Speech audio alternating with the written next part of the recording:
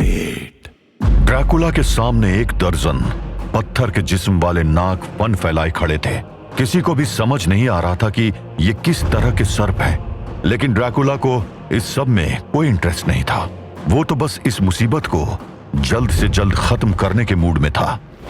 उन पत्थर के नागों ने अगले ही पल जहर उगल दिया, लेकिन उनका जहर तरल नहीं था। उनका जहर छोटे छोटे कंकड़ों से बनी एक धार जैसा था।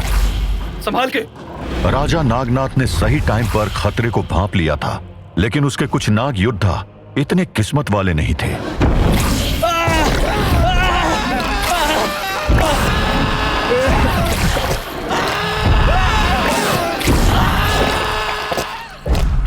वो उड़ते हुए कंकड़ दो नाग योद्धाओं के जिस्म में जा धंसे थे और वो दर्द से तड़प रहे थे। महाराज, ये कैसा जहर है?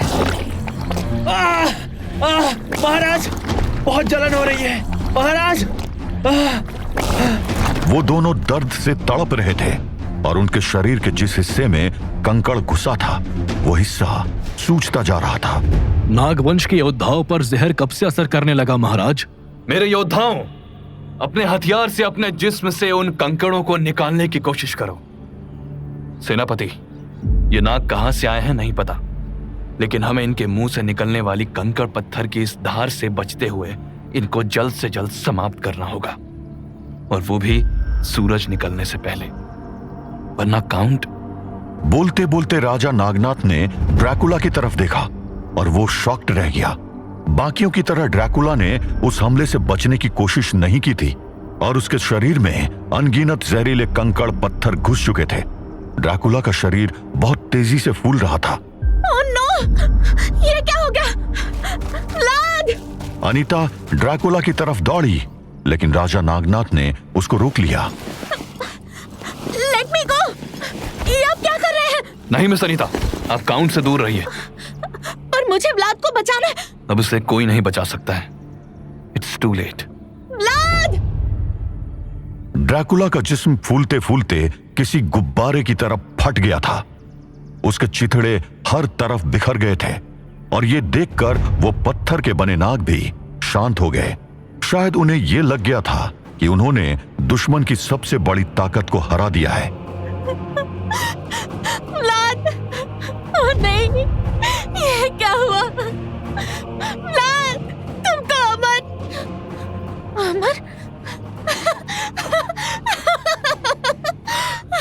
अचानक अनीता को याद आया कि ड्रैकुला तो इमोर्टल है, वो मर ही नहीं सकता, और वो जोर जोर से हंसने लगी। ये देखकर राजा नागनाथ सहित बाकी सभी हैरान थे।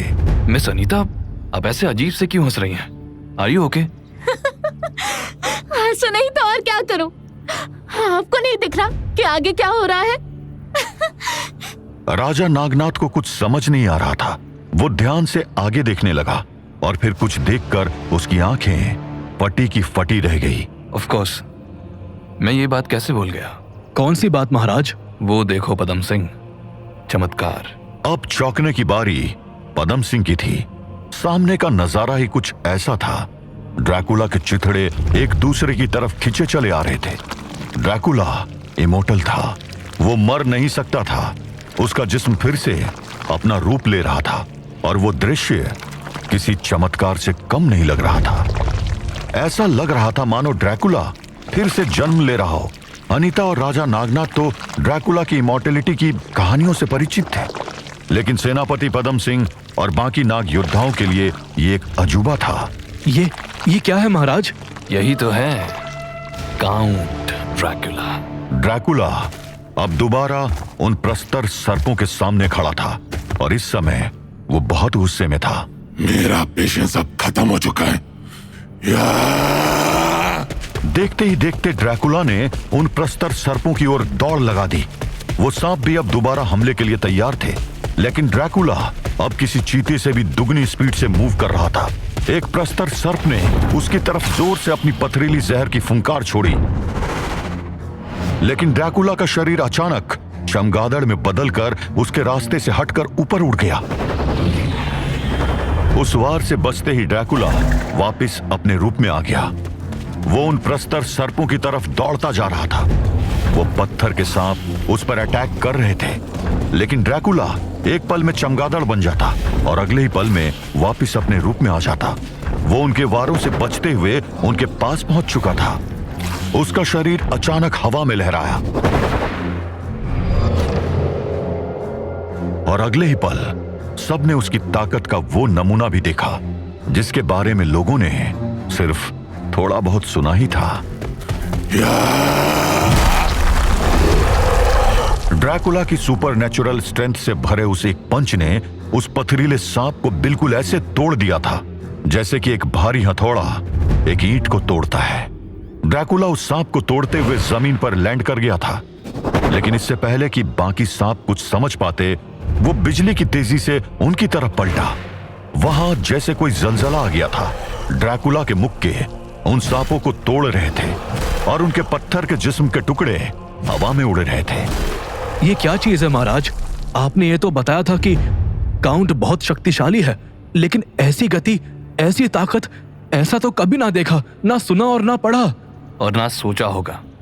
अब समझ आया सेनापति पदम सिंह, क्यों मैंने कहा था कि बलौर को कोई मार सकता है तो बस काउंट मार सकता है। ड्रैकुला एक एक करके सभी प्रस्तर सर्पों को तोड़ रहा था और सिर्फ तोड़ ही नहीं रहा था, बल्कि उनका वो हाल कर रहा था कि जब वो रुका तो उसके पीछे सिर्फ एक कंकड़ पत्थर का ढेर दिखाई दे रहा था। ये हुई ना बात, क्या मारा है? अनीता की खुशी ज्यादा देर नहीं टिकी। अचानक से उन कंकड़ पत्थरों के ढेर में हलचल होने लगी थी। ड्रैकुला भी वो शोर सुनकर हैरान था। उसने पीछे पलट कर देखा तो वो पत्थर फिर से जुड़ रहे थे और प्रस्तर सर्पों का स्वरूप वापस ले रहे थे। देखते ही देखते सभी प्रस्तर सर्प वापस जिंदा हो चुके थे और ये नजारा राजा नागनाथ के लिए चिंता का कारण बन गया था। ये तो वापस से जुड़ गए, इसका मतलब इनको तोड़ने का फायदा नहीं है, तो फिर इनको हराया कैसे जाए? और ऊपर से अब सूरज निकलने में ज्यादा टाइम भी नहीं है। मिस अनीता के अनुसार काउंट की पावर सन के इफेक्ट में काम नहीं करेंगी। चिंता की बात तो थी, ड्रैकुला को अब सूरज की रोशनी जलाती नहीं थी, लेकिन उसके असर से वो एक साधारण योद्धा बनकर रह जाता था। युद्ध कौशल में एक्सपर्ट, लेकिन एक आम इंसान जैसा। ये जितनी बार जुड़ेंगे मैं उतनी बार तोड़ूंगा और तब तक तोड़ता रहूंगा जब तक ये जुड़ने के नाम से डरने ना लग जाए। एक बार फिर ड्रैकुला उन परस्तर सर्पों पर टूट पड़ा। वो उन्हें तोड़ रहा था और वो फिर से जुड़ते जा रहे थे। ड्रैकुला को भी समझ में आ गया था कि इनको ऐसे हराना असंभव है और अब उसका तेज और शातिर दिमाग कुछ सोच रहा था। अगले ही पल ड्रैकुला उन नागों के बीच जाकर खड़ा हो गया और उन परस्तर सर्पों ने उसको चारों तरफ से घेर लिया। ये काउंट क्या करने की सोच रहा है? सेनापति पदम सिंह, तैयार हो जाओ। काउंट जो भी करने जा रहा है, अगर वो फेल हो गया तो हमें उसको लेकर यहाँ से वापस जाना होगा। मगर वो करने क्या जा रहा है? किसी के पास भी इन सवालों का जवाब नहीं था, लेकिन अनीता तो मानो ड्रैकुला को पढ़ना जान गई थी। जहर को जहर ही मारता है। अनीता के चेहरे पर एक स्माइल थी और एक स्माइल ड्रैकुला के चेहरे पर भी थी, शातिर मुस्कान। परस्तर सर्प उसको घेरे खड़े थे। वो उसकी तरफ ध्यान से देख रहे थे, लेकिन ड्रैकुला बिल्कुल स्टिल था। उधर उगते सूरज की लालिमा हल्की हल्की दिखाई देने लगी थी। ड्रैकुला जो भी करना चाह रहा था, उसके पास बस आखिरी कुछ मिनट ही बचे थे। Come on. अगले ही पल सभी सर्पों ने जोर से सांस अंदर खींचनी शुरू कर दी और फिर अगले ही पल उन सब ने अपनी पथरीली जहरीली फुंकार ड्रैकुला की ओर छोड़ दी। ड्रैकुला के लिए अब बचना शायद असंभव था। अगर दिन की रोशनी में उसका शरीर फट जाता तो उसे फिर से जुड़ने के लिए रात तक इंतजार करना पड़ेगा और ड्रैकुला ये बात अच्छे से जानता था। लेकिन शायद ड्रैकुला को इसी वार का इंतजार था। उसका शरीर हवा में लहराया और अगले ही पल वो चमगादड़ बनकर हवा में उड़ गया। उन सभी सर्पों की पथरीली जहरीली फुंकार एक दूसरे से टकरा गई। ड्रैकुला उनके रास्ते से हट चुका था और चमगादड़ बनकर हवा में उड़ रहा था, लेकिन तभी सूरज की पहली किरण उससे टकराई और वो वापस इंसानी रूप में आ गया। उसका हवा में उड़ता शरीर अचानक जमीन पर आ गिरा। अनीता ड्रैकुला की तरफ दौड़ पड़ी। अब तक वहां उजाला हो चुका था। ड्रैकुला का शरीर कई जगह से छिल चुका था, लेकिन उससे भी बड़ी टेंशन की बात यह थी कि अब उन परस्तर सर्पों को रोकने वाला कोई नहीं था, और वो सर्प ड्रैकुला और उसके साथियों की तरफ ही देख रहे थे।